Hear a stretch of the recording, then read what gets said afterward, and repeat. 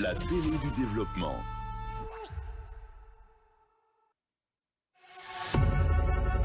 Vous pouvez désormais suivre l'ensemble de nos programmes via notre application Kavi Media, disponible sur Play Store et App Store. L'information est le meilleur carburant pour faire fonctionner les machines pour un développement durable. La photographie de l'actualité, c'est aussi sur siaminfo.com, notre plateforme dynamique. Chez Mondial Express, nous transformons vos voyages en une expérience inoubliable. Faites confiance à notre expertise pour des services de qualité supérieure. Grâce à notre service d'assistance visa, simplifiez toutes vos démarches administratives à travers nos experts. Avec notre service billetterie, réservez.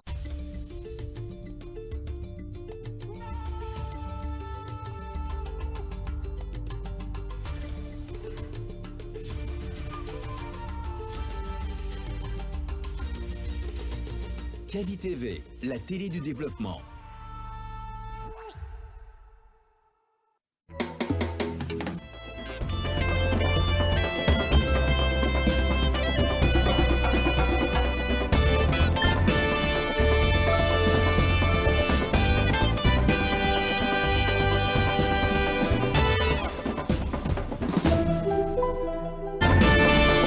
Bonjour à tous, bonjour à toutes. Merci de nous retrouver sur le seul et unique média de développement en République de Guinée, Kavi Media. Merci de nous écouter sur la 89.5, c'est en bande FM. Vous êtes à Conakry et environ. Merci de votre fidélité. À la télé, vous nous regardez sur le bouquet Canal Plus numéro 249 sur Star Times.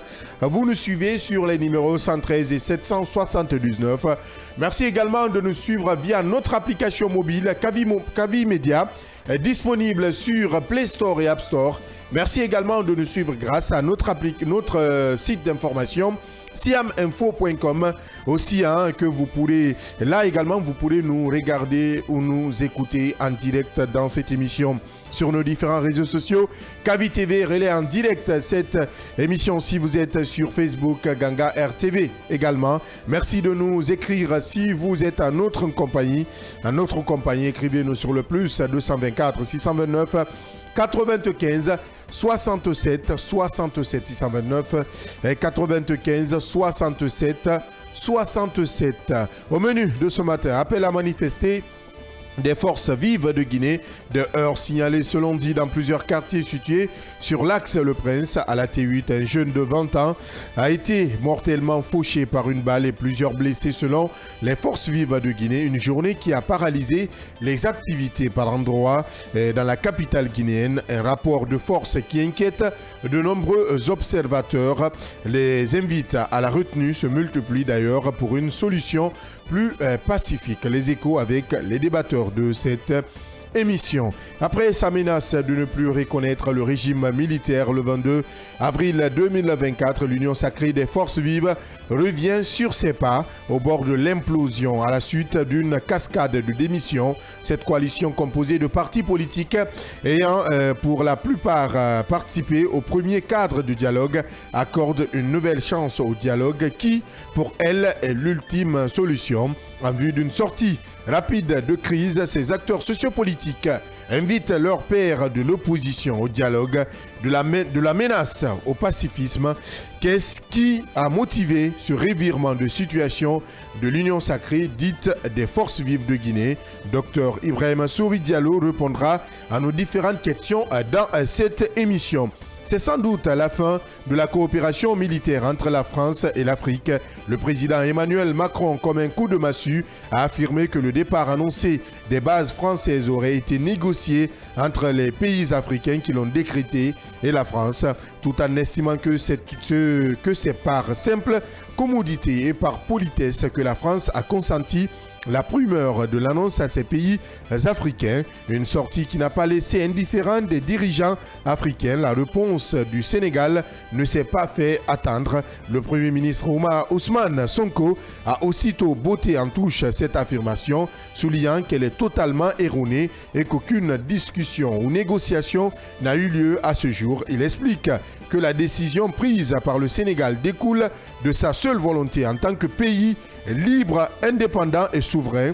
Un divorce au goût très amer pour l'ancien colon, il faut le dire. Voilà pour le menu. Encore une fois, bonjour et bienvenue sur votre média de développement.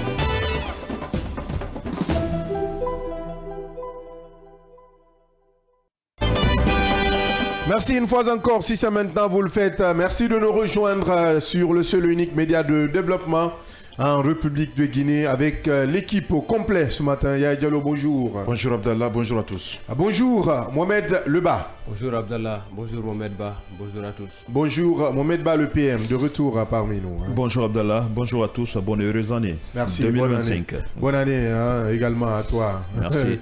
Le PM qui a du pain encore sur la planche. Oui, allez, on commence par vous, Mohamed Leba, puisque c'est vous, du côté du SIAM, il faut le rappeler, notre site d'information qui avait donné l'alerte, si je ne me trompe, un jeune mortellement fauché par une balle, selon les forces vives de Guinée.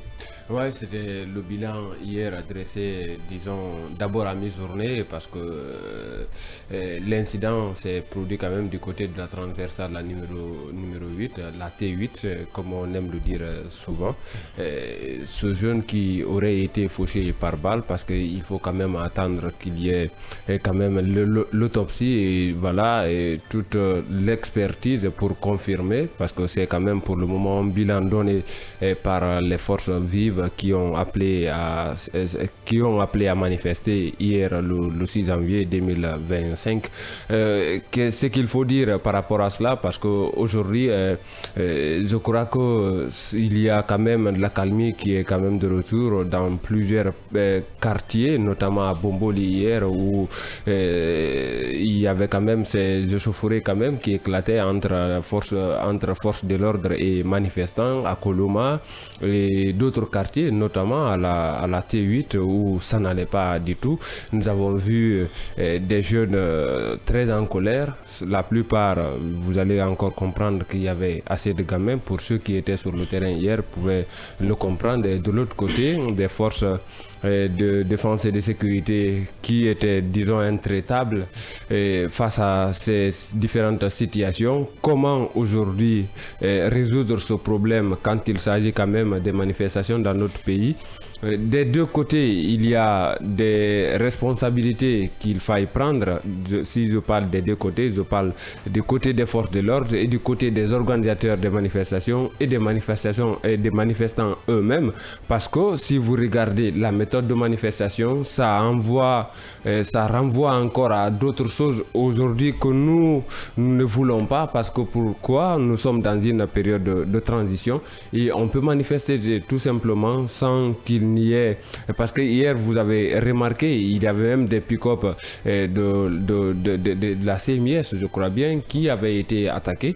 Je crois que cela nous met encore en retard parce que ces pick-up-là n'appartiennent pas à une famille. Ces pick-up-là n'appartiennent pas à une personne. Ces pick-up appartiennent à tout le monde parce que ça sert quand même à ces forces de défense et de sécurité de lutter contre l'insécurité que nous dénonçons en longueur de journée. Donc il faut faut aujourd'hui, je crois, changer de fusil d'épaule, savoir comment manifester, parce que ce qui se passe dépasse l'entendement. S'attaquer aux paisibles citoyens, par exemple, ceux qui n'ont rien à voir avec la gouvernance de notre pays, les retirer leurs biens, je ne crois pas que ce soit une autre façon de manifester ou une bonne façon de manifester. Tout simplement, c'est du vol, c'est de l'attaque. On peut mettre cela dans cette catégorie-là. Parce qu'il y a des bandits qui évidemment, qui ne profitent que de ces situations malheureuses pour les personnes qui sont prises pour cible.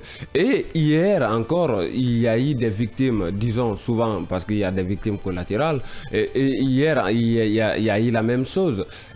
Ce qu'il faut par rapport à ces bilans, c'est vrai qu'on parle aussi des blessés, mais concernant ce cas de mort, il n'y a pas eu assez d'informations sur la personne qui serait décédée, même si on nous dit que d'une part c'est un motard et de l'autre côté est-ce un manifestant. Vous allez comprendre que dans les jours à venir... Parce que même son père, j'ai suivi quand même le témoignage de son père sur certains sites d'information. Même son père a du mal à situer la responsabilité.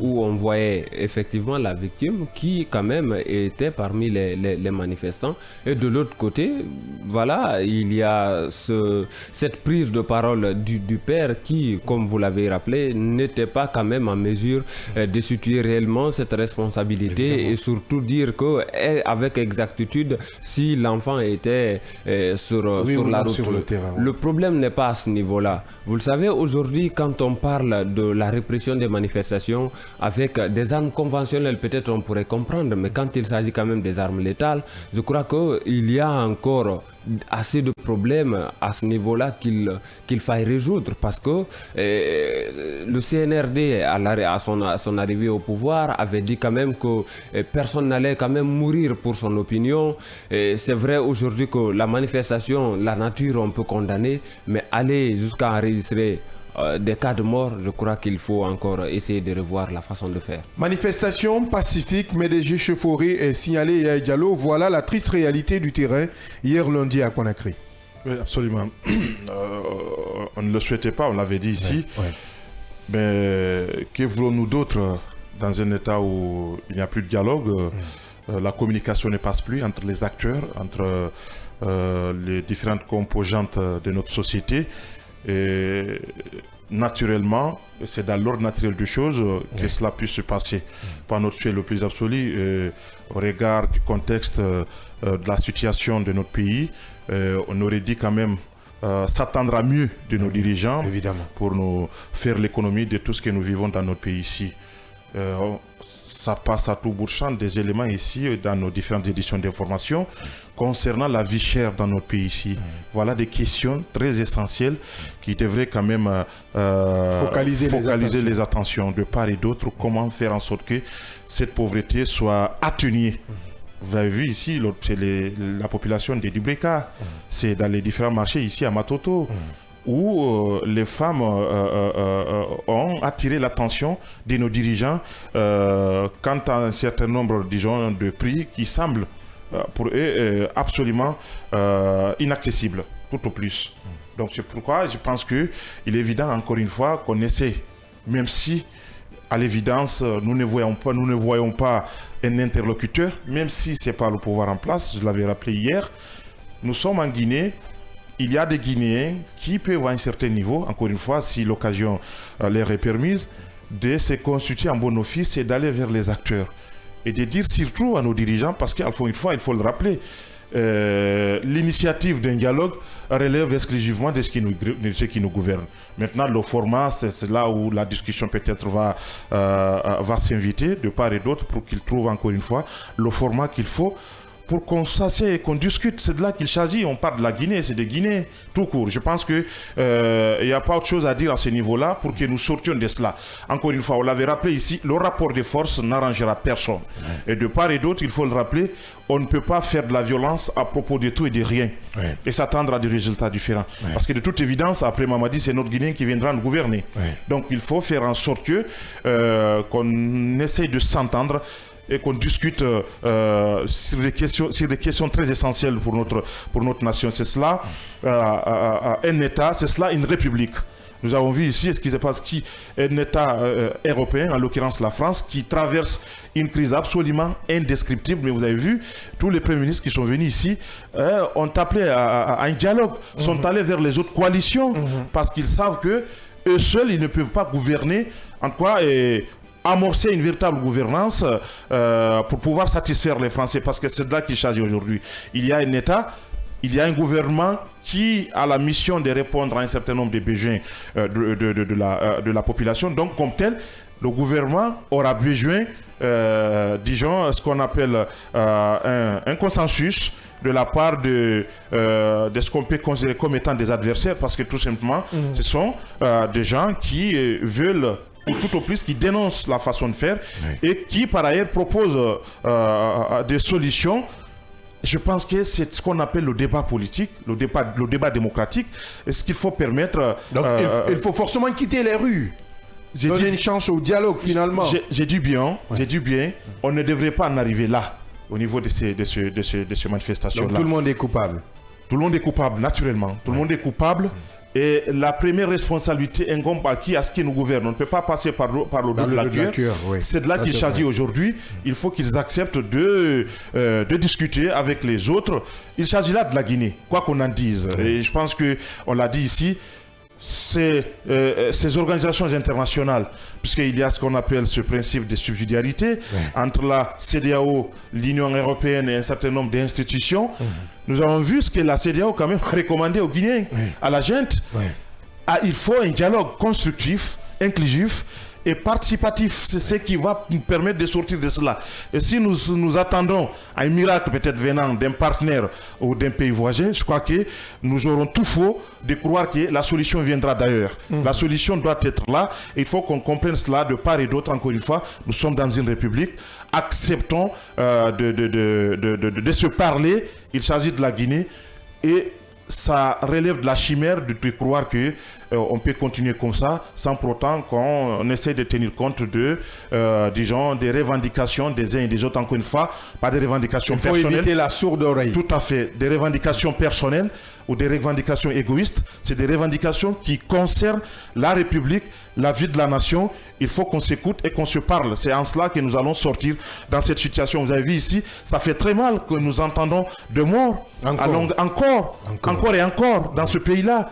Et la vie humaine, pour ainsi dire, ne dit absolument rien. C'est complètement désacralisé. C'est-à-dire que ce soit la société de manière générale aujourd'hui, quand vous entendez de morts, que ce soit des manifestants ou autre chose, notamment les viols, ça n'indigne personne parce que tout simplement nous sommes arrivés à un niveau où la vie humaine ne représente presque rien aux yeux des Guinéens. Je pense qu'il faut qu'on essaie encore une fois d'intégrer tout cela dans notre façon de faire. Et nous avons aujourd'hui dans ce pays-là les autorités morales, les autorités religieuses. Ils peuvent à un certain niveau interpeller ces acteurs-là, ces différents acteurs-là, au premier desquels ce qui nous gouverne, donc ce qui incarne l'État, mais aussi les acteurs politiques. Je pense que personne n'a la vérité absolue. Personne n'a la vérité absolue. Comme tel, on peut essayer de voir comment est-ce qu'il faut trouver le juste milieu dans tout cela et que nous puissions sortir dans cette crise sociale, dans cette crise politique et dans cette crise économique. Il faut le rappeler, les Guinéens ont du mal, encore une fois, de s'offrir les 3 repas par jour. Nous le savons tous. Et je pense que ce sont des questions qui peuvent et qui me semblent être les plus importantes aujourd'hui pour les Guinéens. Essayons de résoudre ces problèmes-là, encore une fois, et c'est autour de la table qu'on peut résoudre définitivement nos problèmes, encore une fois. Bien, concentrons-nous sur les vrais problèmes, il faut le dire, et évitons la rue. La rue n'est pas forcément la solution. Je me tourne vers vous, Mohamed Abba, le PM, pour aborder ce sujet aujourd'hui qui devient très très crucial. Sujet, parlant de cette manifestation qui enregistre encore un cas de mort selon les forces vives de Guinée. C'est un autre problème qui est là. On arrive à continuer à enregistrer des morts. Si les sources sont bonnes, si ma mémoire est bonne, je crois qu'on est aux environs de 60 personnes tuées depuis le 5 septembre, en tout cas à travers des manifestations dans notre pays. C'est comme si on disait, pendant 2 mois, chaque jour, il y a un décès. Chaque jour, il y a un mort par balle en Guinée. Et surtout à Conakry d'ailleurs. Pendant 2 mois, 60 personnes, je pense que ce n'est pas de la blague. Il ne faut pas prendre ça vraiment à la légère, c'est du sérieux. Ce que nous abordons là, la situation aujourd'hui dans notre pays, ne devrait pas permettre à tous les Guinéens de dormir tranquillement parce qu'on ne sait pas à qui le tour. Est-ce que c'est demain, après-demain, quelqu'un d'autre va encore tomber? On ne souhaite pas, mais comme ça, à l'allure où nous allons, ce n'est pas exclu d'entendre parler encore des cas de mort parce que la forme n'y est pas. Rien ne prouve que vraiment, alhamdoulilah, et comme nous aimons le dire musulmans, que les choses commencent à bien aller, bien se porter, et puis à partir de maintenant, ça va. Non, ce n'est pas le cas. Ce n'est pas exclu de voir encore. Parce qu'il suffit seulement que les forces vives encore appellent à d'autres manifestations et que les jeunes, en tout cas qui sont engagés à en découdre avec les forces de l'ordre de notre pays, ils sont prêts, ils n'attendent que le signal pour y aller. Malheureusement, je pense que quelque part, le Premier ministre doit démissionner. Pour moi, Bahouri aujourd'hui fait tout sauf pouvoir organiser le dialogue qui est l'une de ses prérogatives. C'est quelque chose qui est là. On n'a pas besoin de le rappeler. C'est pourquoi il a été nommé. Ça, c'est pour ça. Bien. Pour moi, Bahouri devrait rendre le tablier aujourd'hui. Il a échoué. Il est parti complètement à côté. Bahouri ne devrait pas être aujourd'hui le soir, continuer à être Premier ministre de ce pays parce qu'il n'a pas été en mesure de faire quelque chose. Les attentes étaient énormes. Beaucoup doutaient par la façon par laquelle il a commencé les préparatifs avant qu'il ne soit au pouvoir. Les gens doutaient. Quand il est venu, certains disaient donner du temps, il va y arriver. Mais ça fait combien de temps aujourd'hui? Et tout ce qu'on dit là, c'est parce que l'élément déclencheur n'est pas là. L'élément déclencheur, c'est quoi? C'est le dialogue. On ne voit rien. La forme n'y est pas. Mettez au moins la forme qu'on arrive à comprendre. À telle personne fait partie du dialogue, l'autre n'y est pas. Pourquoi tel autre non? Mais on ne parle même pas de cela. Ce n'est pas à l'ordre du jour. Pour moi, il devrait vraiment prendre son petit sac et quitter la primature. Pas parce qu'on ne l'aime pas, mais c'est pourquoi il a été nommé. Vraiment l'élément fondamental dont on pensait qu'il s'en allait pas, qu'on avait besoin d'organiser quelque chose qu'on appelle le dialogue, qu'on appelle concertation, pas dialogue entre Guinéens et étrangers ou entre les étrangers, c'est à l'interne, entre les Guinéens, les différents acteurs, politiquement parlant, vraiment sur le plan social également. Mais je vois que cela n'est pas le cas et rien ne prouve qu'on est bien parti pour cela. Il n'y en a pas. Il y a un problème. Donc pour moi, désolé, je ne suis pas contre lui, je ne le déteste pas, mais je pense qu'il n'est pas en mesure d'aider les Guinéens à sortir de ce bourbier que nous connaissons depuis quelques mois maintenant, pour ne pas dire depuis plus d'1 an, parce que vraiment, il y a un problème. Il y a un problème. En tout cas, ce rapport de force ne bénéficie à personne. Mais à personne. Les cas de mort enregistrés. Mais de l'autre côté, le pouvoir qui ne peut pas dormir, qui perd son sommeil. Mais c'est pas possible, tu ne peux pas dormir. Oui. Nous voyons ce qu'on l'armada vraiment que l'État utilise aujourd'hui, la machine. Et c'est des fonds, hein. Mais ce que les gens et les autres oublient. Mais bien sûr. C'est une mobilisation de fonds. Non, ces forces de l'ordre qui sont déployées ont des primes. Et on utilise des gaz, c'est une période exceptionnelle que nous arrivons. Déjà, dès qu'on parle de la transition, quand on parle de prise de pouvoir, vraiment il faut comprendre que le pays là, que ce soit en Guinée ou ailleurs, dès qu'on parle de prise de pouvoir, le pays va reculer. Il va reculer par l'armée. Ce n'est pas bien. Pas parce qu'on parle de Mamadi Doumbouya ou qu'on parle de telle personne. Non, on parle de prise de pouvoir par l'armée. On ne conseille nulle part parce qu'on sait ce que cela veut dire. Parce qu'on sait dès qu'on commence, ce sont des nouveaux riches qui vont naître. Des nouveaux riches. Et d'autres vont continuer à s'appauvrir, à broyer le noir. La pauvreté va s'installer dans certains foyers pour ne pas dire de la misère. Certains aujourd'hui ne savent même pas vraiment à quel sens se vouer. Le problème y est là. Ça, on ne comprend pas. Essayons de voir. On a parlé dans les conditions normales, le 24, voire même bien avant, parce que le plus souvent les élections quand on organise en Guinée, c'est les jours, c'est les dimanches le plus souvent. Dans les conditions normales, le 24 ou je ne sais pas le 22, on devrait organiser plus tard le référendum. Mais, ce qui était prévu. Mais nulle part je n'ai pas entendu, peut-être je n'ai pas suivi, peut-être j'étais déconnecté de l'actualité, mais je n'ai pas entendu les raisons qu'ils ont évoquées pour nous dire pourquoi on n'a pas organisé, qu'est-ce qu'on compte faire, avant même qu'on ne parle du discours du président Mamadi Doumbouya. Je pense qu'il y a un problème. Dans les conditions normales, la Guinée n'est pas une entreprise. La Guinée, ce n'est pas une société. La Guinée n'appartient pas à une organisation particulière, une entité, à une seule personne. La Guinée, c'est pour des millions de personnes. Quand il y a un changement majeur, qui n'a pas entendu parler de l'organisation de ce référendum? Pendant combien de mois on a annoncé l'organisation de ce référendum? Et la date arrive, la période arrive, on se retrouve au 1er janvier et personne n'en parle, on ne touche pas. On ne fait pas un compte rendu au peuple de Guinée. Voilà ce qui était prévu. Pourquoi on n'a pas organisé le référendum?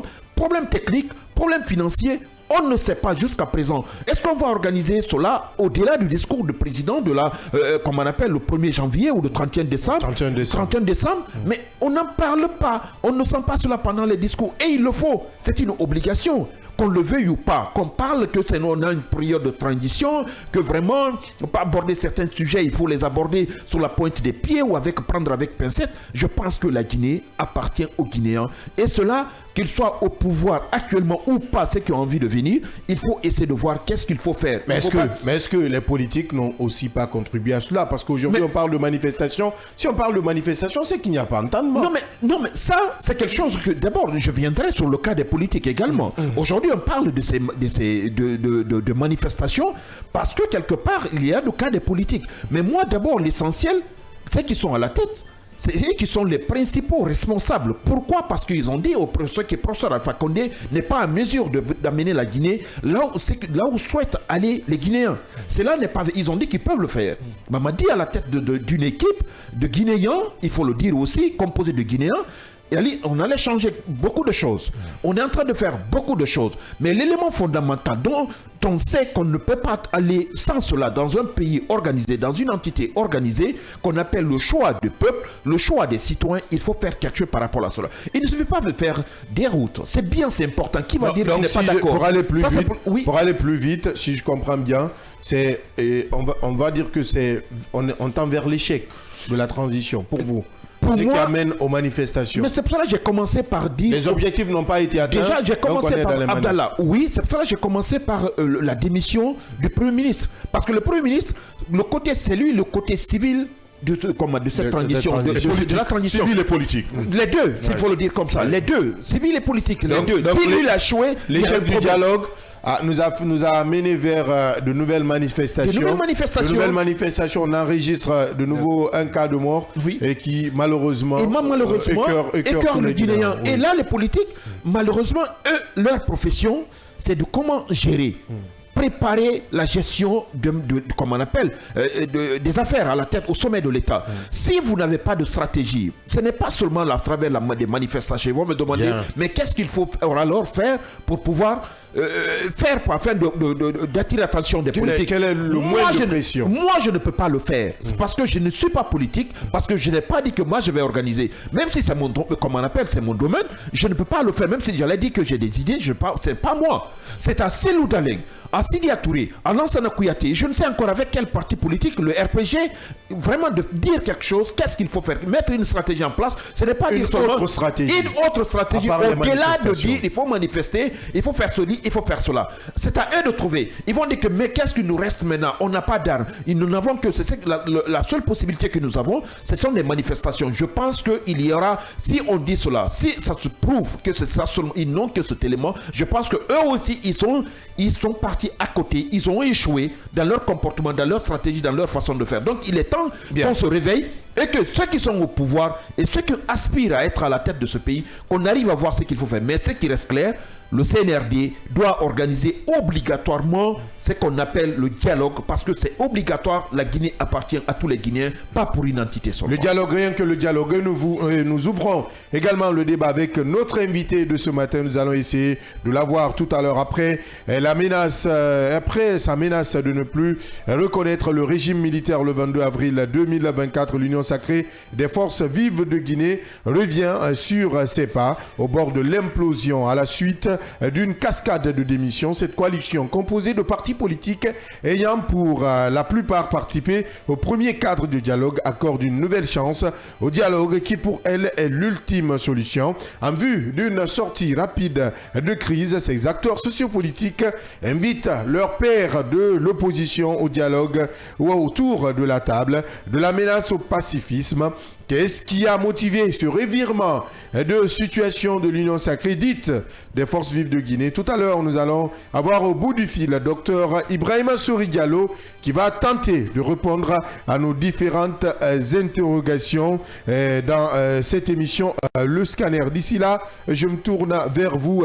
Yaya Diallo, on parle notamment de politique avec, avant d'avoir notre invité, on le rappelait, Mohamed vient tout à l'heure de le rappeler, aujourd'hui c'est un secret de polichinelle pour tout le monde, le dialogue est au blocus.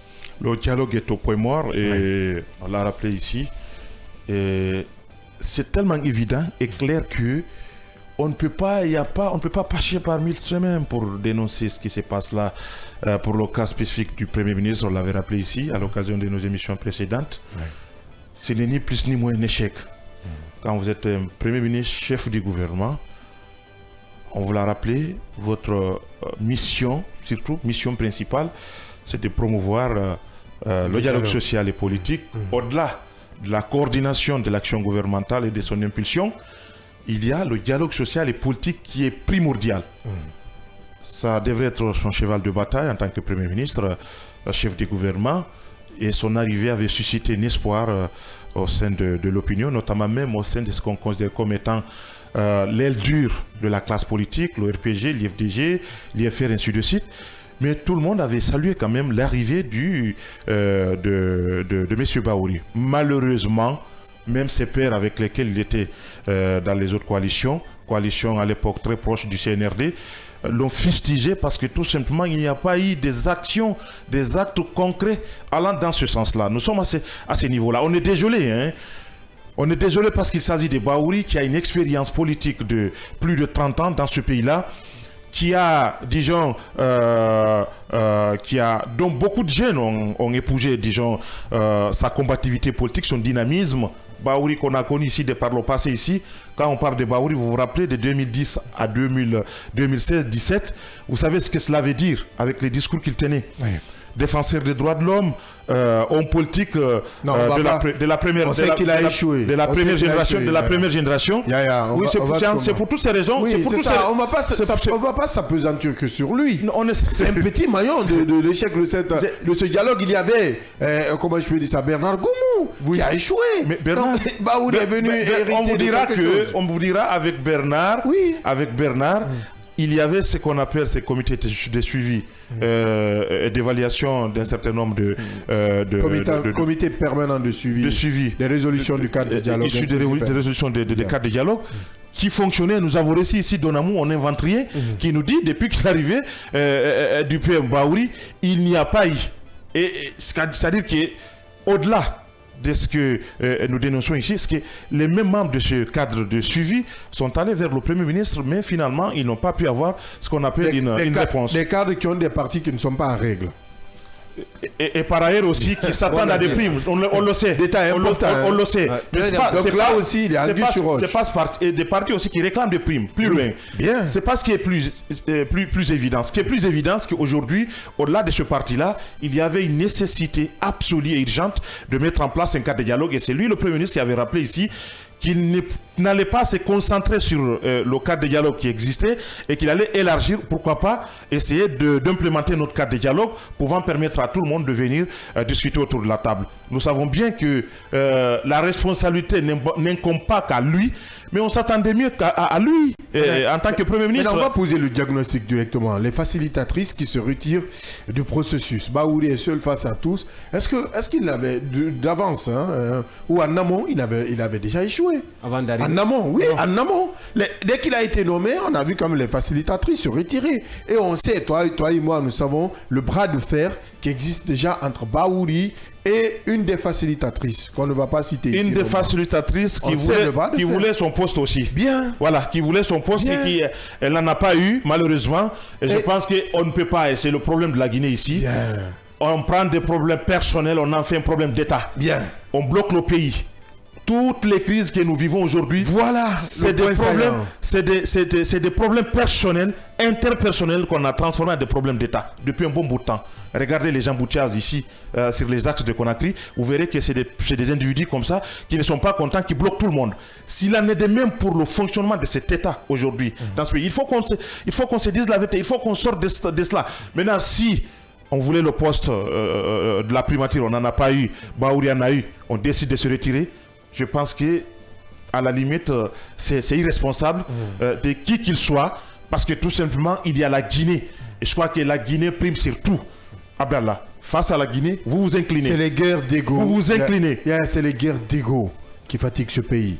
Que ce soit Baouri ou toi, Yaya, qui te retrouve là-bas, dans la même situation, est-ce qu'on peut dire que tu peux réussir cette mission si ceux et celles qui devaient t'accompagner dans l'accomplissement de cette mission te lâchent à tout bout de champ? Je vous rappelle quelque chose. On avait reçu les acteurs de la convergence ici. Certains acteurs de la convergence. On a suivi le discours. On va tout à l'heure suivre Dr Ibrahima Sori Diallo. Vous comprendrez ce que je suis en train de dire.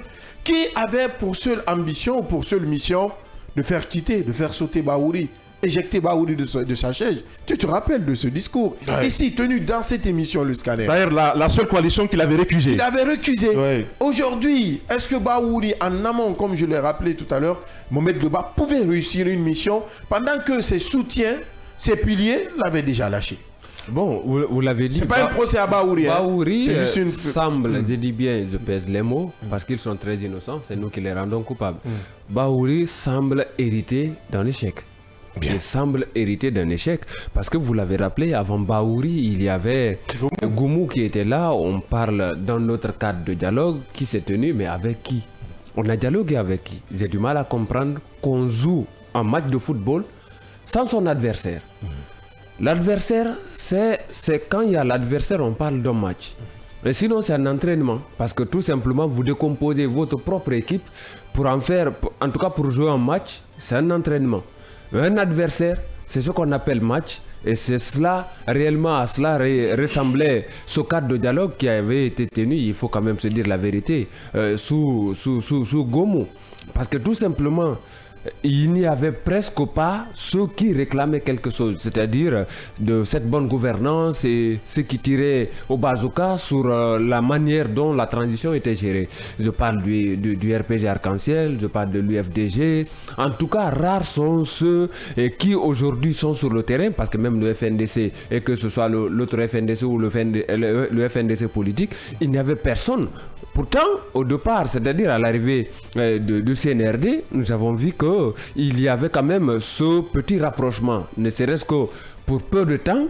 On avait vu les Fonike Mengue et autres qui faisaient quand même tenter le tout pour aider cette transition à bien quand même se passer. Nous avons vu ces gens-là qui étaient dépêchés notamment à travers l'Afrique pour quand même des missions par-ci, par-là, même si ce n'était pas officiellement au nom du CNRD, mais nous le savons quand même que c'était dans cette optique-là. Qu'est-ce qui n'a pas marché et finalement qu'on se retrouve dans cette situation aujourd'hui fâcheuse?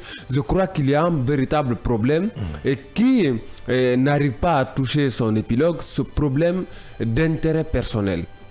Souvent, on confond, le Guinéen confond même ce qu'on appelle le professionnel à l'amitié ou je ne sais autre chose qui pourrait vraiment freiner l'élan de développement de notre pays. Parce que si vous regardez des guerres d'ego, tout simplement, on dit non parce que tel est là, je ne l'aime pas, je ne veux plus parler d'un dialogue parce que seulement on ne regarde pas ce qui va sortir de ce dialogue-là, mais on regarde plutôt la personne avec qui on va dialoguer. Pourtant, on parle de l'administration c'est la continuité. Parlant du cadre de dialogue, est-ce que du début jusqu'à maintenant, là, il y a eu le format à travers lequel, un format qui puisse quand même mettre tout le monde d'accord, ce format, je ne crois pas s'il y a eu ce format. Mais si la chaise est vide, comment on va avoir un bon format? Mais pourquoi la chaise va être vide? Qu'est-ce qui a poussé que la chaise soit vide? Il faut se poser aussi ces questions. Mais si on a la réponse à ces questions... Et si on l'a rendu vide aussi? C'est pourquoi je dis qu'il faut se poser la question à savoir pourquoi la chaise est vide. Si on trouve la réponse à cela, je crois qu'on va occuper la chaise afin qu'il y ait quand même ce véritable dialogue. Je dis bien ce véritable dialogue. Parce que la CEDEAO n'a pas cessé de le rappeler. Le dialogue, c'est ce qui nous amène à observer ces cas de mort. Malheureusement, on n'en a pas besoin aujourd'hui. Ce qu'il faut, je crois que le véritable problème, moi je dirais que c'est le gouvernement, je dirais que c'est le CNRD, parce que c'est vrai qu'on ne peut pas prendre ces caprices-là, c'est-à-dire en général, mais il faut au moins à 80% accepter ces caprices des politiques aujourd'hui qui réclament un véritable dialogue. C'est vrai, quand il y a des questions de dire non, il faut blanchir tel, il faut dire net, mais quand il s'agit de dialoguer pour trouver réellement des solutions ou la solution à ces différents problèmes-là pour sortir de ces crises, parce que quiconque vous dit aujourd'hui qu'on ne traverse pas une crise, va vous mentir. Parce que tout simplement, nous traversons une crise. Elle est politique, cette crise, elle est économique, cette crise, elle est sociale, cette crise.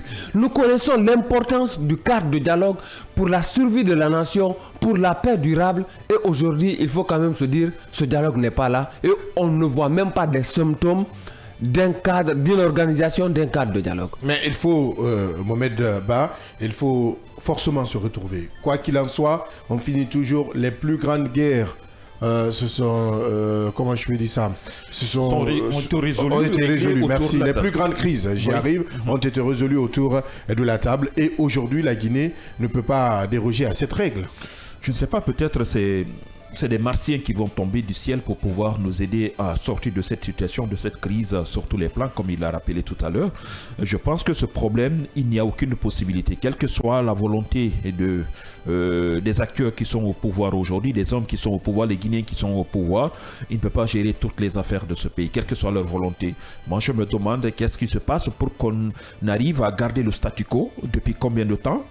C'est clair pour les uns et les autres qu'il faut passer par là. C'est un passage obligé. On doit passer par là pour y arriver. Parce que tout ce qui doit être vraiment fait, mis en place, il faut qu'il y ait de dialogue. Il faut impliquer les autres. Il y a ce que peut faire l'administration, il y a ce que peut faire l'État, mais il y a d'autres choses que l'État ne peut pas faire, c'est-à-dire qu'il reviendra à ses partenaires du pays, vraiment que ce soit les organisations de la société civile, parce que les forces vives aujourd'hui, quand on parle des forces vives, on ne parlera pas seulement des acteurs, des acteurs politiques, des partis politiques, on parlera également de la société civile. Donc vouloir les exclure, vouloir les ignorer, c'est comme si on ne s'intéressait pas du tout de ce que veut la Guinée, de ce que doit aider les Guinéens à sortir de cette situation. Et là, c'est une obligation. Je ne sais pas, est-ce que c'est un jeu?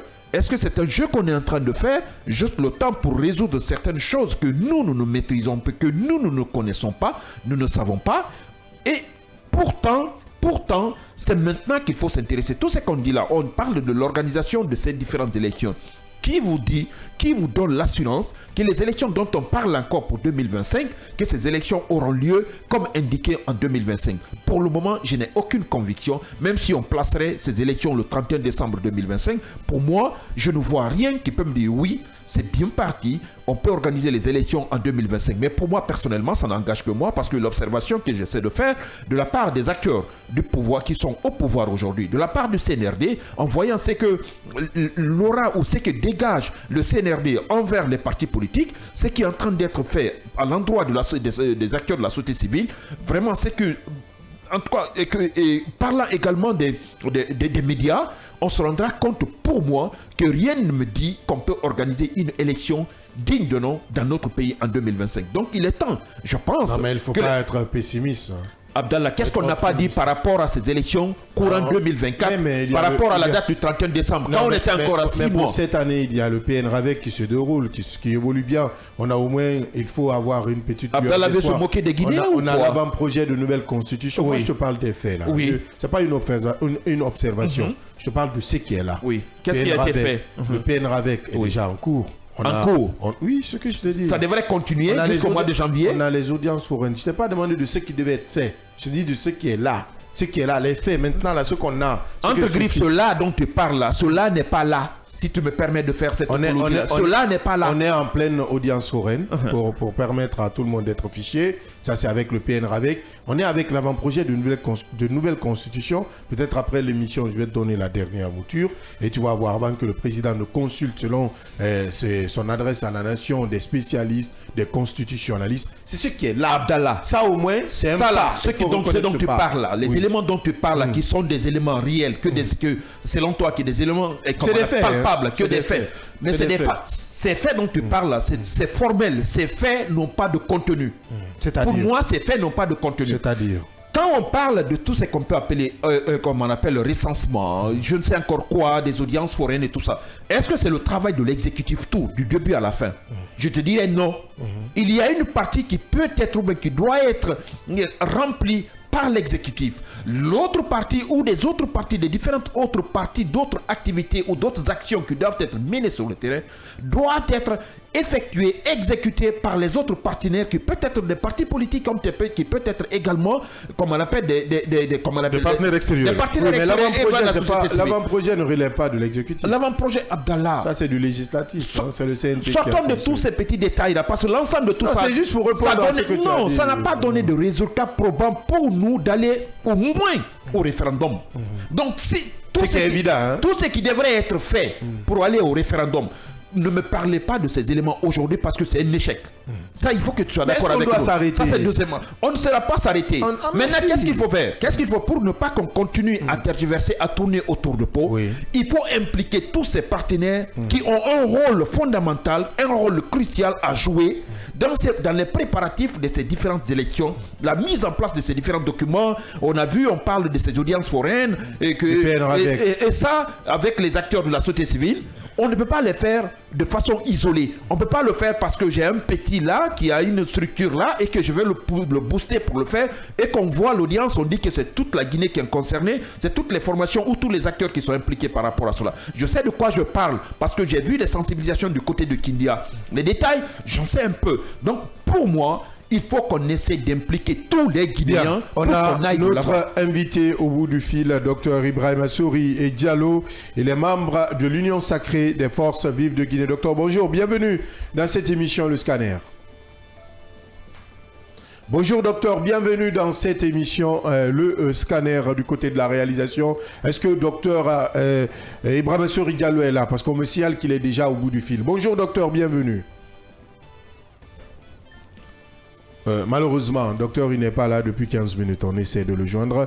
Oui, on parle toujours de ce dialogue. Aujourd'hui, on est dans un blocus total, si on peut le dire comme ça, des manifestations annoncées par les forces vives de Guinée, différentes de l'Union sacrée des forces vives. Il faut faire très attention aux appellations. Nous allons tout à l'heure, si le réseau nous permet, avoir au bout du fil docteur Ibrahima Souri Diallo, qui est membre de l'Union sacrée des forces vives de Guinée. Docteur Ibrahima Diallo et ses pairs quand même qui militent aujourd'hui pour un dialogue inclusif qui regroupe tous les acteurs de la vie nationale. Du côté de, je ne sais pas si c'est bon, ce n'est pas bon, je ne sais pas, ça ne va pas du côté de l'AREA aujourd'hui. Oui, Mohamed, on va toujours poursuivre avant d'aller à la pause. C'est à 10h, on a encore 13 minutes. Si on n'arrive pas à le joindre, on sera obligé de passer à autre chose parce qu'on a 3 sujets. Mais avant, vous l'avez déjà rappelé, le délai fixé par le CNT Parce que là, c'est le président Dr Dansa Kourouma qui l'a dit chez nos partenaires de France 24, si je ne me trompe, nos confrères de France 24, pardon. Il a dit qu'on allait organiser ces élections, ce référendum en 2024. On a traversé 2024. Aujourd'hui, 2024, c'est derrière nous. Est-ce qu'on doit encore se focaliser sur 2024 pour évoluer? Est-ce que c'est bon du côté de la réalisation maintenant? Bonjour, bienvenue, docteur. Bonjour, docteur, bienvenue. Bonjour, bonjour. Merci d'accepter l'invitation de l'émission Le Scanner et du groupe Kavi Média. Merci. Docteur, on parle du dialogue aujourd'hui. Vous changez de fusil d'épaule, vous qui avez à un moment demandé au CNRD d'organiser les élections au plus tard le 31 décembre 2024. Je le rappelle, c'était en avril 2024. Aujourd'hui, vous demandez à vos pairs de vous rejoindre pour un autre dialogue. Pourquoi ce revirement de situation? Bon, écoutez, vous savez, la politique, c'est une question de position et de repositionnement. Vous savez, nous avons décidé d'être, avant de venir à l'Union sacrée, nous avons jugé nécessaire, nos aînés qui n'ont pas accepté de venir au dialogue, de s'associer dans une organisation qu'on a nommée Union sacrée des forces vives de Guinée. Ils ont accepté de venir dans l'Union sacrée des forces vives de Guinée. On est resté là pendant plus de 8 mois. Il ne restait que 4 mois pour la fin de la transition. Il n'y avait aucune stratégie de mise en œuvre pour pousser, c'est-à-dire les militaires au pouvoir de respecter leurs engagements. C'est-à-dire, lorsque vous dites que l'année doit finir le 31 décembre 2024, vous n'attendez pas jusqu'au 31 décembre pour vraiment dire que la transition est finie. Non, il y a déjà des questions, des activités prévues qui expliquent la fin de la transition. C'est par rapport à quoi? Il faut noter, il y a la mise en place, ce qu'on appelle de l'organe de gestion des élections. Il y a aussi le fichier qui doit être mis à jour, ou bien élaborer un nouveau fichier. Troisièmement, il y a le code électoral qui a été révisé, qui n'a même pas été adopté. Et également, il faut rappeler qu'il y a la Constitution à voter par référendum. Donc, vous êtes resté pendant plus de 8 mois à 9 mois. Et vous n'avez rien de tout ça.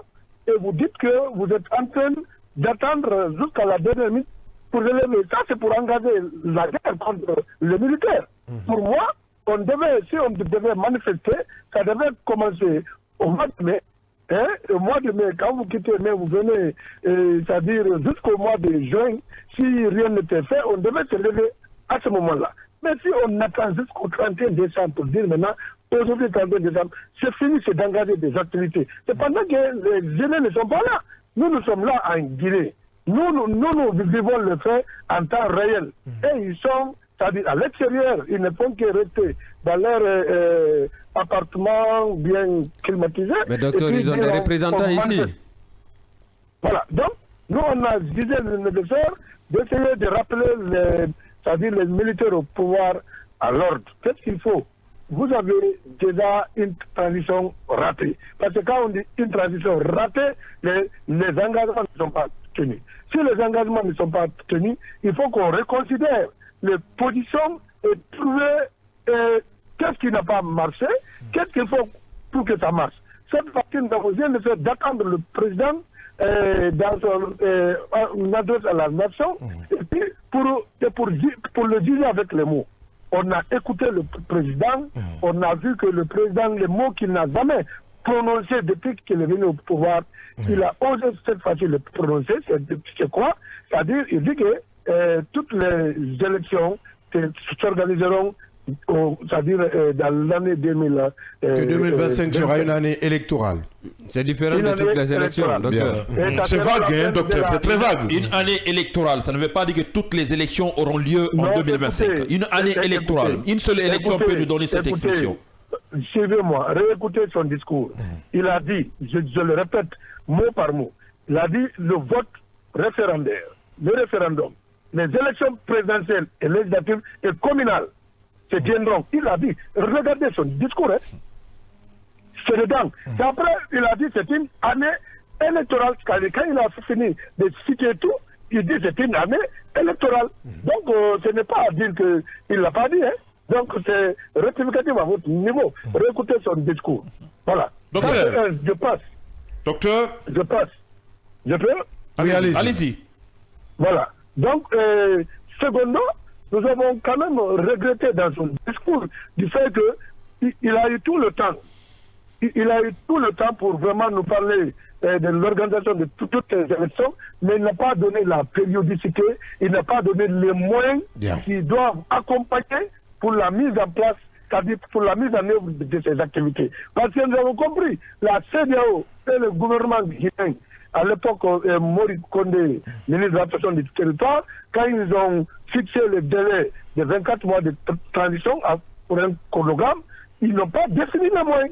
Ils n'ont rien défini. Et cette fois-ci encore, le président a fait tout ce qu'il a donné comme déclaration. Il n'a pas donné à quand le référendum doit se faire, quand les élections présidentielles et législatives, quand les communales, aucune périodicité. C'est pourquoi nous avons directement organisé un point de presse, faire des recommandations au président d'essayer de donner l'ordre à son premier ministre du gouvernement garant du dialogue social et politique pour qu'il puisse ouvrir une concertation, un cadre formel de concertation pour discuter de l'organisation de toutes ces élections avec une périodicité bien graduée. Bien, oui, il y a la question. La question, docteur, vous l'avez rappelé vous-même, que le président l'a dit solennellement, cette année va être une année électorale. Alors, à l'évidence, nous avons connu 2024 qui devrait être quand même une année électorale, en partie aussi, ce qui n'a pas été le cas. Nous avons de l'autre côté le programme national RAVEC, dans lequel programme le fichier électoral va être extrait. Est-ce que tout semble indiquer encore une fois qu'en 2025, toutes les élections n'auront pas lieu? Oui, d'accord. Je vous dis que le RAVEC est en cours, mais le RAVEC ne pourra jamais régler le problème des fichiers en 2025. Ça, rassurez-vous et notez et mentionnez aujourd'hui. Les éléments de RAVEC viendront compléter le fichier qui sera c'est-à-dire assaini. Ils vont expliquer tout ce qui sont... C'est le Premier ministre qui l'a dit, hein, je n'invente rien. C'est le Premier ministre chef du gouvernement qui l'a dit, oui, en définissant les importances de ce programme national. Il avait rappelé. Oui, je vous dis que c'est un politicien qui vous parle. Le RAVEC ne pourra pas servir de base pour sortir un fichier en 2025. Ce n'est pas possible. Ce qui est possible là, on peut prendre quelques éléments du RAVEC qui est en cours pour compléter, c'est-à-dire le fichier déjà existant de 2020. Il faut l'assainir. Aller aux élections. Je pense que c'est ce qu'ils vont utiliser en dernier recours. Notez ça et mentionnez. Je pense que c'est ce qu'ils vont faire. Et je crois qu'avec ce fichier, on pourra régler le problème des élections. Donc, parce qu'on ne parlera pas du vote référendaire, on ne parlera pas des élections les communales sans passer par un fichier. Donc, c'est pour dire que si c'est le RAVEC qui n'a même pas commencé à régler, c'est-à-dire les premiers éléments, introduire les premiers éléments dans sa base de données qui va nous donner le fichier, mais c'est compliqué. Donc, je vous dis que ce n'est pas du tout possible avec le RAVEC. Maintenant, comment aller aux élections en 2025? Mais c'est le fichier, un fichier existant qu'il faut assainir. Mais c'est ce qu'on ne veut pas entendre au niveau du gouvernement. On ne veut pas entendre cela. C'est ça la gouvernement. Il faut un nouveau fichier. S'ils veulent qu'on parte aux élections, c'est ça. S'ils veulent qu'on reste encore pendant toute 2025, quand les élections, c'est d'attendre le RAVEC. Est-ce que vous êtes convaincu que cette année, on pourra aller aux élections? Puisque vous le dites déjà, vous appelez vos pairs de l'opposition. Rien n'est rassurant, hein. Rien n'est rassurant dans la mesure où, malgré que nous avons apprécié, c'est-à-dire une partie du discours du président, acceptant d'abord de libérer les activités politiques, ça c'est un premier point qui est avantageux. Malheureusement, nous avons regretté de ce côté, il n'a pas élargi ça à la presse. Nous avons fait un plaidoyer dans notre discours. Il doit vraiment élargir à la presse qui sont en difficulté actuellement pour vraiment émettre.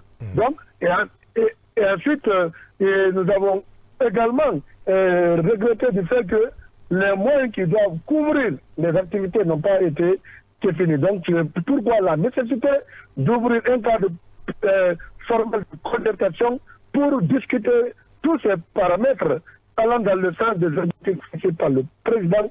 Si le gouvernement actuel veut l'aider, c'est de rapidement ouvrir ce cadre formel de concertation pour discuter les questions essentielles liées à la vie de la nation. Est-ce que finalement vous acceptez que Bahouri mène les débats? Parce qu'on se rappelle, vous êtes passé dans cette émission où vous avez quand même recusé Bahouri à un certain moment. Est-ce qu'aujourd'hui la donne a changé? Oui, on l'avait recusé, mais vous savez, pour qu'un jugement soit vrai, il faut que notre jugement soit vrai, qui a un rapport avec ce jugement. On peut ne pas aimer Bahouri, mais c'est lui qui est le garant du dialogue politique et social. Si toutefois, ça doit passer par lui pour qu'on finisse la transition, pourquoi pas? Alors, comment se porte ce cadre de dialogue? Parce que nous avons reçu quelques membres de ce cadre de dialogue qui nous disaient que Bahouri n'a pas pu tenir en compte leurs préoccupations, même si tout récemment, il y a eu des rencontres formelles. Oui, n'oubliez pas que tout récemment, nous avons eu la chance moi personnellement, de rencontrer Bahouri et discuter sur les questions liées à la conduite du cadre de dialogue. Donc nous avons eu un entretien de plus de 30 minutes et je crois que cela a donné beaucoup d'avancées au niveau de l'Union sacrée hier qui était hostile à sa position et aujourd'hui considère que si toutefois on doit finir avec la transition, il faut que le Premier ministre ouvre rapidement un cadre permanent de consultation. Bien, docteur Ibrahim Souri Diallo, nous n'allons pas vous quitter, nous allons aller à la pause et vous revenir après nos obligations commerciales. Merci.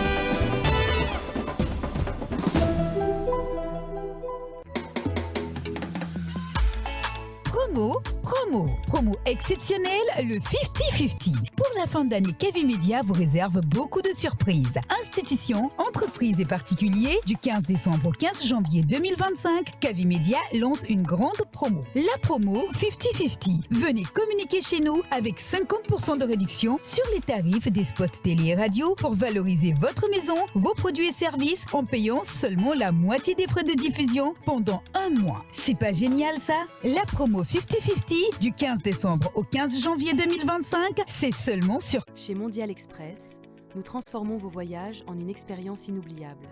Faites confiance à notre expertise pour des services de qualité supérieure.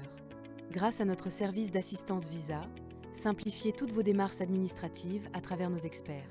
Avec notre service billetterie, réservez vos billets pour toutes les destinations du monde avec facilité. Profitez de notre flotte de véhicules modernes et fiables pour tous vos déplacements à travers notre service de location de véhicules. Grâce à notre service d'évacuation sanitaire, comptez sur notre service réactif et professionnel pour vos besoins médicaux à l'international. Assurez-vous d'un environnement impeccable avec nos services de nettoyage de qualité. Transportez vos marchandises en toute sérénité grâce à l'expertise de notre service de transit. Développez vos compétences d'agent de voyage avec nos formations spécialisées suivies de stages pratiques au sein de nos équipes. Contactez-nous dès aujourd'hui au plus 224 613 00 39 69 ou au plus 224 613 00 39 70. Nous sommes situés à Mankpa, 4e avenue, immeuble Dabo, commune de Kaloum. Visitez notre site internet au www.mondialexpress.net. Mondial Express, chaque voyage est une histoire.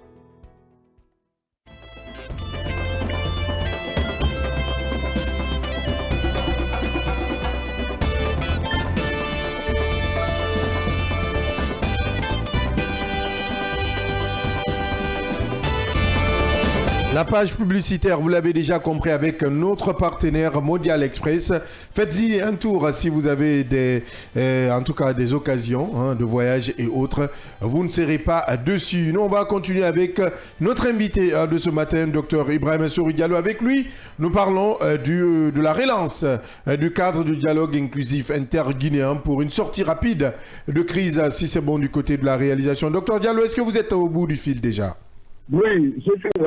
Allez-y, nous vous écoutons. Vous parlez tantôt de Baouri, des démarches rencontres que vous avez eues avec le PM. Justement, pour appuyer les propos d'Abdallah, vous parliez des avancées après les échanges avec Baouri. Dites-nous ces avancées. Oui, bon, les avancées sont entre autres, parce que vous savez, M. Baouri, il y a eu pendant tout le temps qu'il est venu, c'est-à-dire à la primature, mon organisation politique et puis membre de l'Union sacrée dans l'ensemble, personne n'avait vraiment approuvé du fait qu'il est là. Mais il faut rappeler que c'était un problème, je veux dire, d'incompréhension, parce que M. Baouri pensait à un moment donné que le cadre de dialogue, dans son contexte, n'était pas du tout ficelé, parce qu'il est issu de ce cadre. Et aujourd'hui, nous on a fait comprendre que, monsieur le Premier ministre, vous devez être au-dessus de la même mêlée et vous devez comprendre que, à partir du moment que vous êtes premier de tous les ministres, vous êtes, c'est-à-dire, une institution, et non maintenant le président de votre parti politique. C'est pourquoi on doit discuter sur le cadre de dialogue. Le cadre de dialogue, dans son contexte actuel, c'est-à-dire ne répond plus aux critères de la réalité sur le terrain. Donc, selon vous, docteur, selon vous, aujourd'hui, il faut carrément changer le format. Non, le format doit changer, c'est clair, hein, parce que le format actuel de dialogue, il faut rappeler qu'il y avait trop, c'est-à-dire de structures, il y avait trop de structures. Quand il y a trop de structures, les décisions qui doivent sortir de là doivent être, c'est-à-dire des décisions qui ne sont pas du tout partagées. C'est pourquoi nous avons estimé quoi. Il faut prendre les acteurs qui entrent dans le cadre des élections. Parce que qui parle de transition parle d'élection. Donc, lorsque nous parlons d'élection, c'est les acteurs qui compétent qui doivent se retrouver. Mais de quel acteur parlez-vous? De quel acteur parlez-vous? De quel acteur parlez-vous? Je parle des acteurs politiques. Vous pouvez les nommer? Certains au moins? 3, 4? La société. Non, je dis les acteurs politiques. Mais pour vous, quels sont ceux qui ne doivent pas être dans le dialogue? Quels sont ceux qui ne doivent pas être dedans? Suivez-moi. Je ne parle pas d'un parti politique, je parle des acteurs politiques. On parle aussi d'acteurs, docteur. Je ne suis pas un leader. Hein. Bien. Attention. Je dis, quand on dit dialogue, les politiques doivent avoir ses représentants. Hein? La société civile doit avoir ses représentants. Et le gouvernement doit avoir aussi ses représentants. Et c'est de ça il s'agit. Parce que lorsque vous venez à un dialogue qui dépasse 20 à 25 représentants, ce n'est plus un dialogue. Ça devient un forum. Ah, d'accord. Donc vous voulez un dialogue restreint, c'est ça? Oui, mais le dialogue doit être structuré. La structuration du dialogue doit obéir à quoi? À la désignation. C'est-à-dire, certains acteurs doivent comprendre qu'ils ne sont pas obligés d'être autour de la table, mais peuvent être représentés. C'est un peu ça. Qu'est-ce qu'on appelle alors? Qu'est-ce que vous appelez dialogue inclusif? Qu'est-ce que vous parlez de cela? Vous faites ça de quoi? C'est ça qu'on appelle inclusif. Un dialogue inclusif lorsque chaque corporation donne sa représentation. On ne peut pas prendre toutes les secteurs et les lire. C'est pas possible. Mais aujourd'hui, si on se retrouve dans cette situation, ce sont les formations politiques qui ont conduit vraiment le CNRD à ne pas organiser le référendum plus tard, le 31 décembre 2024. Pour vous, ce sont les politiques qui sont à la base de cela? Non, ça c'est pas les politiques. Ça c'est le fonctionnement du gouvernement. C'est le gouvernement qui n'a pas su s'organiser pour vraiment respecter les partenaires qui sont les décideurs. Et si aujourd'hui, ils ont fait un chronogramme sans nos associés, ils ont fait un chronogramme sans associer les politiques, ils ont fait pendant les 2 ans, les politiques sont restés à l'écoute, on n'était pas associés dans ce chronogramme et nous l'avons accepté comme tel. Cela veut dire que le gouvernement devait mettre tout en œuvre pour que cela soit respecté. Mais nous avons vu quand même le président dissoudre son gouvernement parce que pour fait des résultats, c'est pourquoi M. Baouri est venu. Mais M. Baouri, quand il est venu, au lieu de faire l'analyse avec les facilitatrices, les invités, comprendre où où elles se sont limitées, ce qui n'a pas marché, corriger ce qui n'a pas marché, pour mettre un mécanisme de suivi, il ne l'a pas fait. Il est resté là pendant plus de 9 mois. Comme ça, donc ça n'a rien fait. Moi, je pense qu'on ne peut pas dire que c'est M. Baouri qui a empêché, c'est-à-dire le respect du chronographe. Non, il n'a fait que hériter. Docteur, les discours ont changé, hein, docteur. Les discours ont changé. Il y a sous peu, vous récusiez quand même Baouri comme étant un mauvais juge, un juge partial dans un procès. Aujourd'hui, dites-nous quel a été ce déclic qui vous a quand même conduit à un changement radical. Non, suivez-moi. Quand je parle de M. Baouri, nous ne sommes plus en 2024. M. Baouri avait des problèmes avec nous jusqu'en le 31 décembre 2024. Pourquoi? Parce que M. Baouri est venu, il n'a pas pu organiser le cadre. Il est resté là à faire autre chose. Qu'est-ce qui a changé en 2025? Nous avons dit le nécessaire de 2024, c'est l'échec. C'est pourquoi, quand je parle aujourd'hui, c'est parce que le président a tenu son discours et de trouver quelque chose de bon dedans. Et M. Baouri est le seul qui peut faire la mise en œuvre de ce que le président a dit. Donc le seul, vous dites. C'est important de discuter avec Baouri. Oui, c'est lui le chef du gouvernement.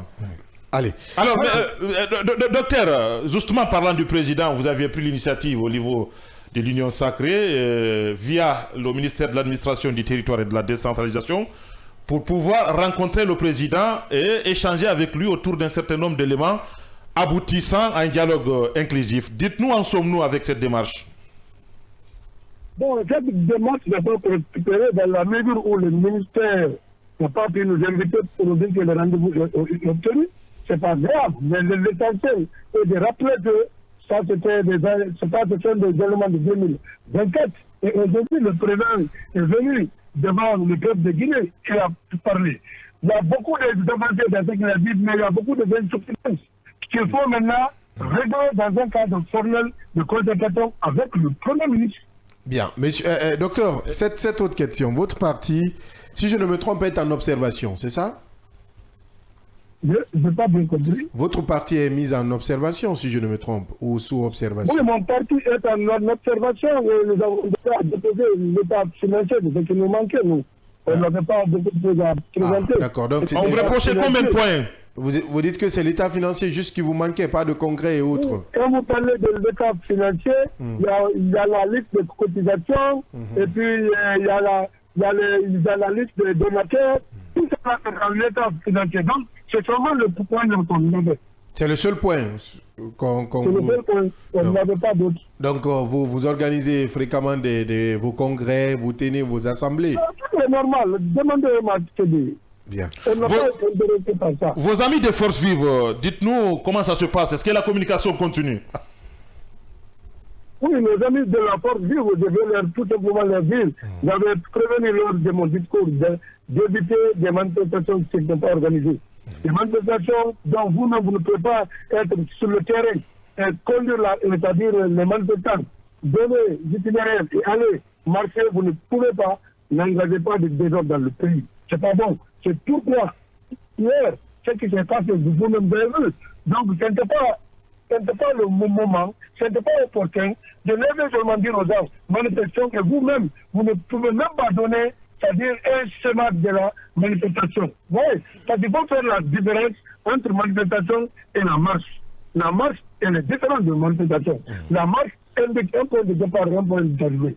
Cependant que la manifestation invite à chacun, chez lui, et puis dans sa zone, de montrer sa colère contre le gouvernement. C'est ça. Mais cette fois-ci, ils ont été responsables, docteur, parce que de part et d'autre, décidés en passant par chez nous, ils ont insisté sur le fait qu'ils n'ont demandé à personne des étés de cailloux. Oui, mais s'ils n'ont demandé à personne des étés de cailloux et qu'ils n'ont pas mis de gens pour vraiment empêcher les cailloux de jeter les cailloux, ils n'ont pas sécurisé c'est-à-dire les manifestants. Cela veut dire que de plusieurs façons, ils n'ont pas du tout pu atteindre l'objectif qui sont fixés. Parce que lorsque vous dites aux gens de ne pas jeter les cailloux, vous devez mettre des mécanismes pour empêcher les gens de jeter les cailloux. Moi, j'étais pendant 5 ans responsable des manifestations en Guinée. Mais vous-même, vous êtes de ces gens-là. les manifestations étaient vraiment des manifestations organisées, coordonnées. Mais quelquefois meurtrières, docteur était là. Docteur, ça glisse, ça glisse. Ça glisse. Quand vous étiez responsable, il y avait des cas de mort. Pendant 5 ans, les manifestations étaient des manifestations civilisées? Oui, ou des manifestations où il y avait des records de morts. Non, attention. Attention. Moi, quand je suis venu organisateur des manifestations, demandais le général Bala Samouraï, M. Bafoué, on venait au gouvernorat, on indique l'itinéraire, il nous encadre, on marche et on se retourne. Il nous accompagne en se retournant. Avec ADC beaucoup l'ensemble de l'opposition, la précision est importante. Je parle de l'opposition républicaine. Quand je suis venu là-bas en tant que président de la commission d'organisation des manifestations, avant que je n'arrive, il y avait eu des cas de mort, beaucoup. Mais quand je suis venu, il y a eu un seul cas. Ça aussi, la personne qui avait commis l'acte a été arrêtée. L'arrestation de capitaine Kali. Kali de Gallo, vous savez, du côté de Bambeto, il a été arrêté parce qu'il y a eu un tir. Il a été accusé et je crois bien le procès s'est passé. Et après, il a été acquitté. Je crois bien. Malheureusement, on l'a perdu. C'était quand même intéressant de parler de ce sujet avec lui. Et Dr Ibrahim Souri Gallo, membre de l'Union des forces sacrées de Guinée, qui était notre invité de ce numéro. Il faut le rappeler. On se tourne vers cet autre sujet, direction du Sénégal. C'est sans doute à la fin de la coopération militaire entre la France et l'Afrique. Le président Emmanuel Macron, comme un coup de massue, a affirmé que le départ annoncé des bases françaises aurait été négocié entre les pays africains qui l'ont décrété la France, tout en estimant que c'est par simple commodité et par politesse que la France a consenti la primeur de l'annonce à ces pays africains, une sortie qui n'a pas laissé indifférents les dirigeants africains. La réponse du Sénégal ne s'est pas fait attendre. Le Premier ministre Ousmane Sonko a aussitôt botté en touche cette affirmation, soulignant qu'elle est totalement erronée et qu'aucune discussion ou négociation n'a eu lieu à ce jour. Il explique que la décision prise par le Sénégal découle de sa seule volonté en tant que pays indépendant, libre et souverain. Yaya Diallo, un divorce au goût très amer. Absolument très amer et qui frise même,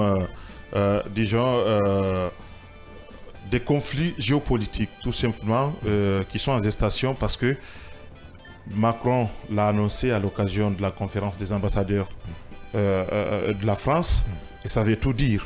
Parce que ce sont ces ambassadeurs-là qui font la promotion de la politique française à l'international à travers toutes les représentations françaises. Donc c'était une occasion solennelle de rappeler un certain nombre de choses.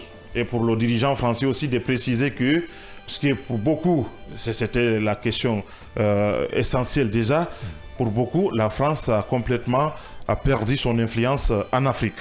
Il tenait à rappeler que la France était tout simplement du Sud et s'est réorganisée. Et ça veut tout dire, et vous avez dit, vous savez, l'autre fois, on avait échangé autour de ça quand Alassane Ouattara avait annoncé le retrait des troupes françaises, au niveau du Tchad, la même chose. Et vous avez dit ici qu'il faut faire la part des choses entre une révolution à moitié vide et un arrangement tout court. Il y a eu une révolution à moitié vide au niveau du Sahel, entre le Mali, le Burkina Faso et le Niger, l'AS.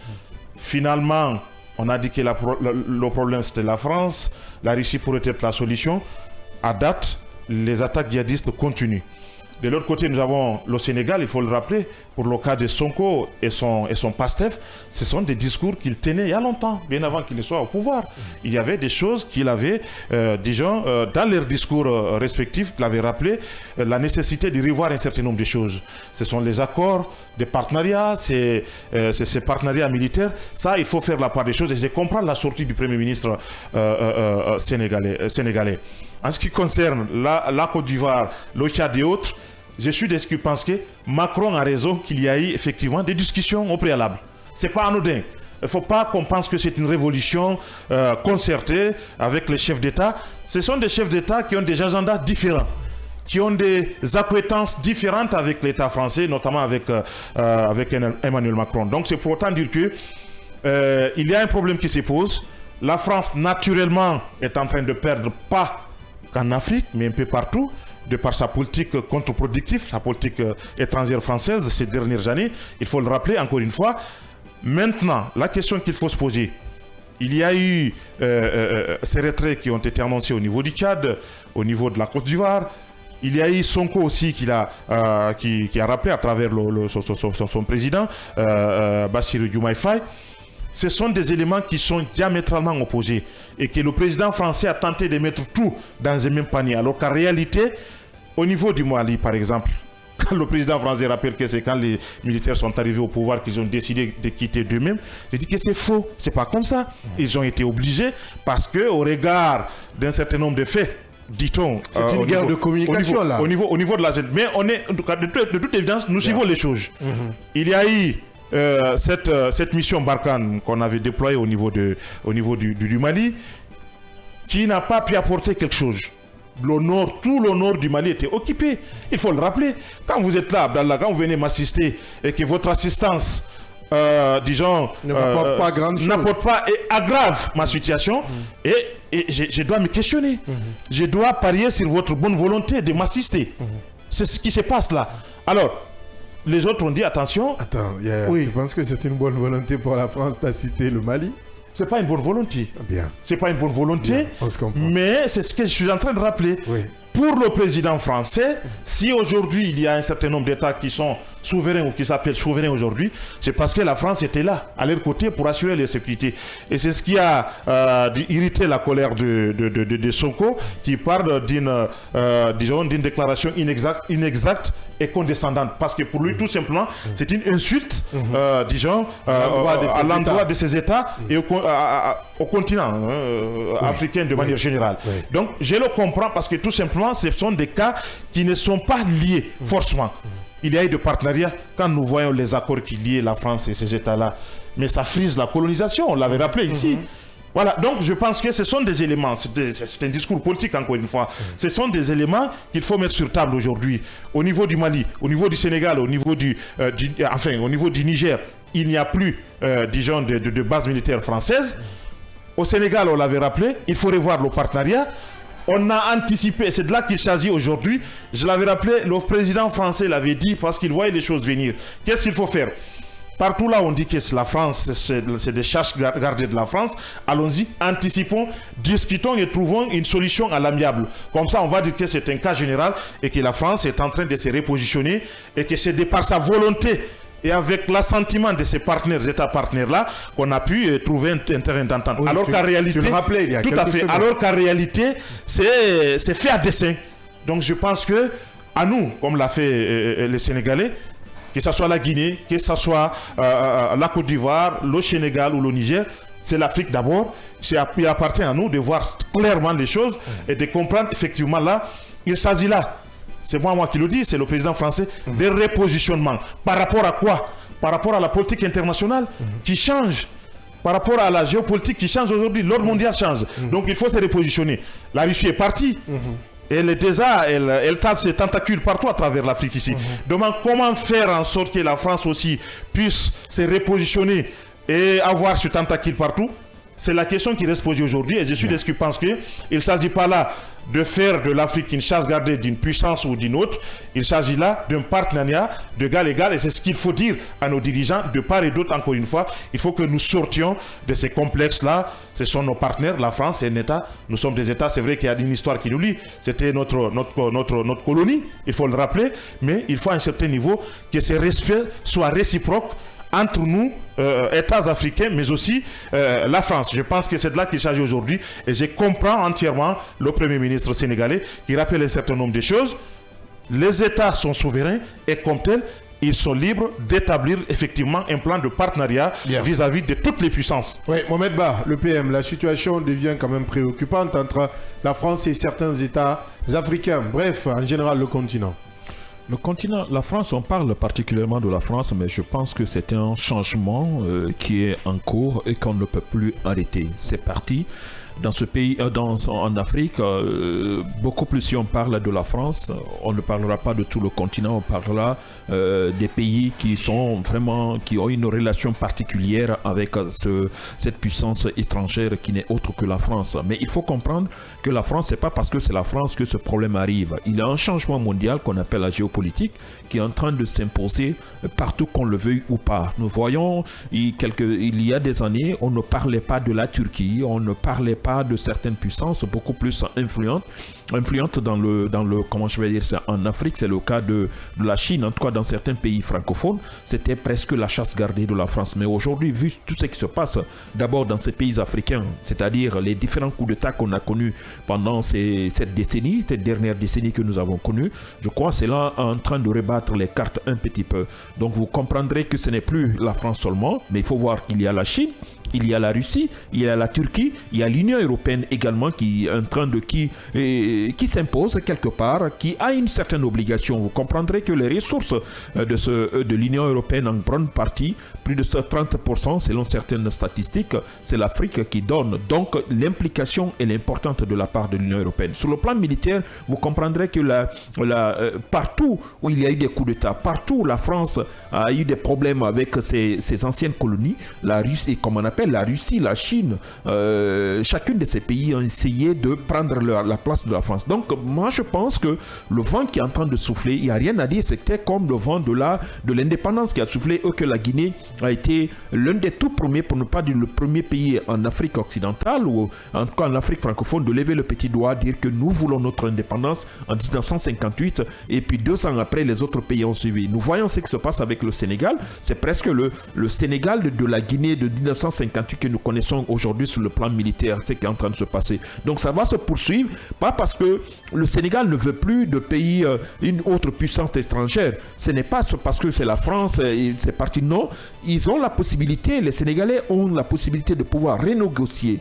Tous les pays aujourd'hui, ce qui se passe avec la France, s'ils n'ont pas d'intérêt dedans, dans ces négociations qui existaient depuis des décennies, plus de 50 ans, 60 ans, il faut le dire comme ça, il est temps, ils pensent qu'il faut renégocier. Ça va se passer, on ne voit que le Sénégal aujourd'hui, mais ça se passera dans beaucoup de pays parce que la Russie est juste derrière la porte. La Chine est juste derrière la porte. Sur le plan armement, la France ne peut pas dire qu'elle est plus que toutes les autres puissances étrangères que nous connaissons, la Chine, les États-Unis ou je ne sais pas, la Turquie.